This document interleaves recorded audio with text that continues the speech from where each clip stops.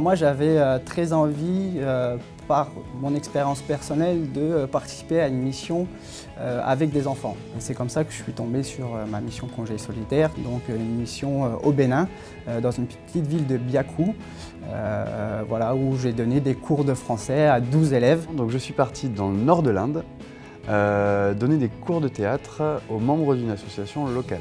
Alors, je suis partie au Zimbabwe, donc dans 2 parcs nationaux, au parc de Zambezi National Park et au parc de Hwange.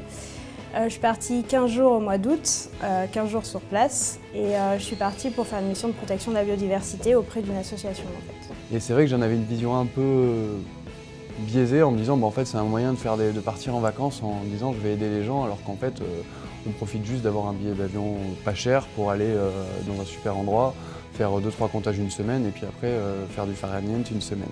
Clairement, le quotidien n'est pas un quotidien de vacances. On se levait tous les jours à 6 h, on terminait nos journées à 17 h. Après ça, il fallait aussi préparer les exercices du lendemain, etc. Donc non, c'est pas du tout des vacances. Il y a une double approbation, il y a l'approbation de l'employeur, mais aussi de l'association Planète Urgence et de l'association au niveau local. Et de toute façon, Planète Urgence met un point d'honneur à ce que les choses soient très cadrées. On a 2 jours de formation aussi sur Paris avant de partir. Ils s'assurent bien qu'en fait on part pour les bons motifs, qu'on est vraiment motivé. Pour nous, c'était important de mettre en place une action qui concerne un don incarné, c'est-à-dire qu'au-delà du don financier, que nos collaborateurs puissent s'investir physiquement, personnellement dans des actions de solidarité. C'est vraiment une démarche personnelle, donc si on part là-bas, c'est vraiment qu'on a envie de s'investir, d'apprendre et d'échanger aussi avec les autres.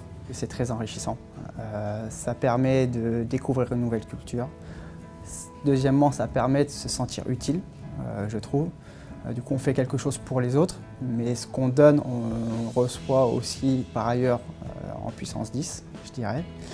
Et troisièmement, parce que du coup, ça permet aussi de s'évader de notre monde actuel et de notre travail quotidien et notre vie parisienne. Donc du coup, c'est vraiment dépaysant à tous les niveaux. L'élément le plus positif, c'est l'ouverture. Et c'est un contexte assez particulier parce que nous, on travaille à Paris, dans nos grandes entreprises. On se retrouve dans une toute petite association de gens qui font des choses humaines. Et au quotidien, on se rend compte que ces gens ont un cœur incroyable, ont une envie de progresser, d'apporter aux autres absolument incroyable, sans que leur retour soit démentiel. Ça te permet de relativiser au quotidien sur ta vie ici. Et ça te permet de constater que tu peux être heureux et bien vivre avec pas grand-chose. J'encourage tout le monde à le faire parce que c'est vraiment, d'autant plus que Mazar aide à ça aussi, donc c'est vraiment une super expérience à faire et je pense que ça fait parmi les plus beaux voyages que j'aurais fait de ma vie certainement.